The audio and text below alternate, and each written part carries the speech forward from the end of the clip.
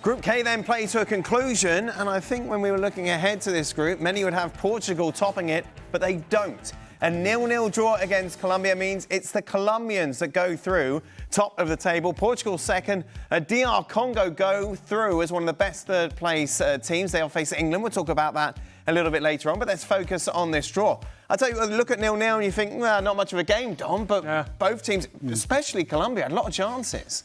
Do you know what? I thought they played really well. I thought they took the game to Portugal. I thought Portugal looked a little bit leggy in the conditions, but in terms of how Colombia approached the game, every time they got the ball wide, they put crosses in the box. They were dangerous. They were full of running, had energy, had quality. And arguably, I think they deserved to win the game. Yeah, I think that's fair, isn't it, Stevie? Obviously, it was a toe-nail in the end for the goal that was disallowed late on. Yeah, I couldn't argue with that. I think, however, we have to say that Portugal had two really good chances where he should have scored. Yes. I mean, there's no question. Bruno Fernandes, for me, should have scored. He went for power. Goalie's made a great save, but he should have picked his spot. And then João Felix has a free header about, 10 yards out? Misses it completely and comes off his shoulder. But, yeah, I would agree that Colombia were the better side. Unfortunately for Colombia going forward, it was just missing tonight, particularly Luis Diaz, who really is the main threat. He had one of those nights where nothing came off for him. And so it didn't happen. But at the end of the day, for them, they're top in the group, and that's what's important for them. For Portugal, you mentioned that they were leggy. Why compared to Colombia? You say that pretty much from the start. Well, maybe the conditions. I mean, I've played at altitude, and it's difficult. And I was watching the Portuguese players, and they never really played the game their way because they couldn't get near them. Isn't the game in Miami? Still hot, still humid, apparently. No, I was watching them, I thought they looked a yard off it, but when you look at Vitinha and João Neves and Bruno Fernandes, we talked yesterday, in my opinion, I think they could be the best midfield three in the tournament.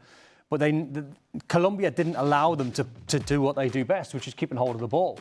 And you look at that there and you think, right, Vitinha gets on it and he's sharp, and Neves started the game and João Neves replaced later on, and then Bruno Fernandes, and I don't know, they just looked at even João Felix, who was quite sharp, but Neto didn't really have an effect on the right-hand side.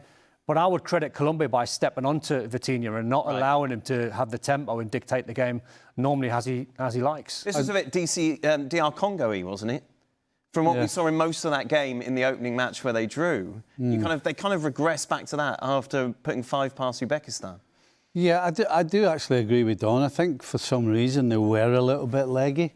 And I think that's why Colombia looked a better side, because whenever Portugal coughed the ball up, they couldn't get back in. As a unit, they couldn't get back in. They left far too many holes. And as I said previously, the only reason that they didn't actually lose this game is because Colombia couldn't take advantage of all that possession and 26 shots. Yeah. How can you let MD have 26 shots on you? That tells you that defensively you've not been at it. And today, I'm going to say that it was because of the legs, but if they don't get the legs back, then they're going to be in trouble the further they go. Let's talk about Cristiano Ronaldo, shall we, Don? Because we always do. Yeah. How would you rate his performance today?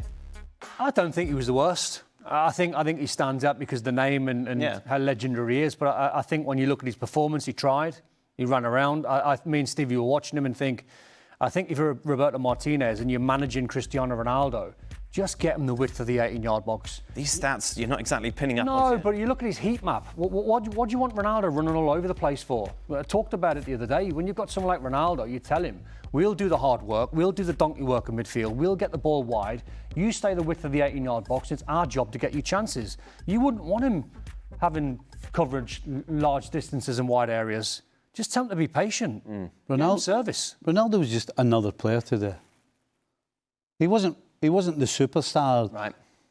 Apparently one of the best players that have ever kicked the ball. He just, tonight, was another player. But he wasn't a superstar, but he wasn't rubbish?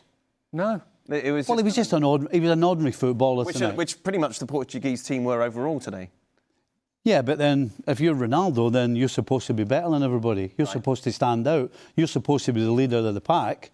And he was just another player today. If he hadn't had Ronaldo on his back, you wouldn't have guessed this guy's got 900 and something goals in his career. I mean, you just wouldn't. He just looked like another player today. Let's talk about Portugal's path then, shall we, to further on in the competition. Spain, in theory, they would meet in the round of 16 because this is the way that it has worked. Portugal against Croatia. Now, we saw Croatia today, of course, with that victory against Ghana. After that 4-2 defeat against England, they seem to have found a little bit of something. I think they're a good side, Croatia. They didn't show that against England. England had probably a 20-minute spell where they spanked them and they trampled all over them. I mean, ironically, funny, we were chatting yesterday and you look at that bracket there and we were saying Portugal will go through. They might do just. They need to improve. And then yesterday we were talking about how average Spain were and we had Portugal to go through past Spain. Yeah. And then you watch Portugal today and you go, well, if Spain improve, they're going to go through because they need to improve Spain.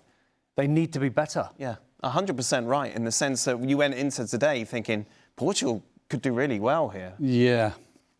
Every team seems to be giving us questions every time the final whistle goes. Apart from France. Yeah. Well, apart from France, you kind of go, well, I didn't like the look of that, or I didn't like them doing that. Now, is that because they already knew they were through today?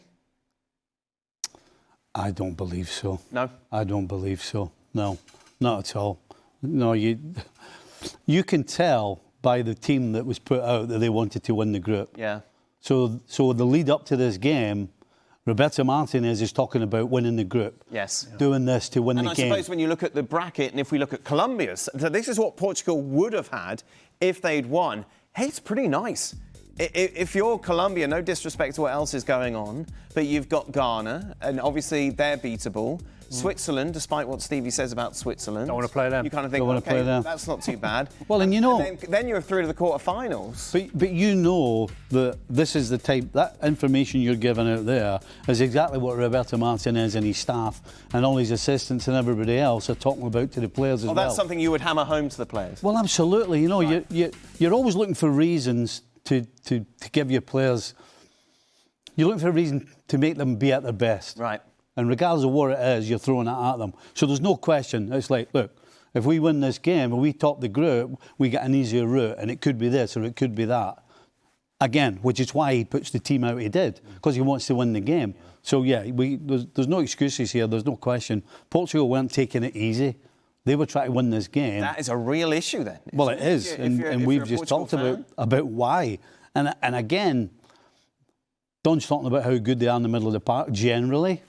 But not tonight. No. And so they can't afford to repeat that, regardless of who the opposition is. I had Portugal to go through the final.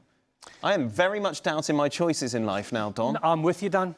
I'm with you. I think when you talk dark horses, when you look at that Portugal team... You can't say dark horses for Portugal. You can. You can't, Don. You can. You cannot. They were fourth or fifth favourites to win the whole blooming thing. You can't say dark because horses. Because the Frances and the Spains are... No, that's not a thing. Cape Verde are a dark horse. Would you not say they're a dark horse after watching them today? No. Well, we've just talked how average they were and how leggy they were. Dark horse with Portugal. I can, Dan, and I will. You can't say I can and I will. that you said had the best midfield in this tournament are dark horses. They've got Roberto Martinez in charge and they've got a 41-year-old striker. So that makes them a dark horse? Well, it doesn't make them favourites. It makes them fourth favourites. Dark horses, then. No! Slightly dark. Don! They're a grey horse in the race. What about the altitude of Miami? Exactly. Hot and humid. They struggled. So overall, Portugal against Spain, if that happens, who is the favourite going into that with what we've seen? Are we taking it at face value? We're going to get the best version of either side? No, we're taking it at what we've seen so far from those sides in these opening 3 games. Spain. Right. And you agree, Stevie? 100%, yeah. Yeah. Yep. Not Switzerland.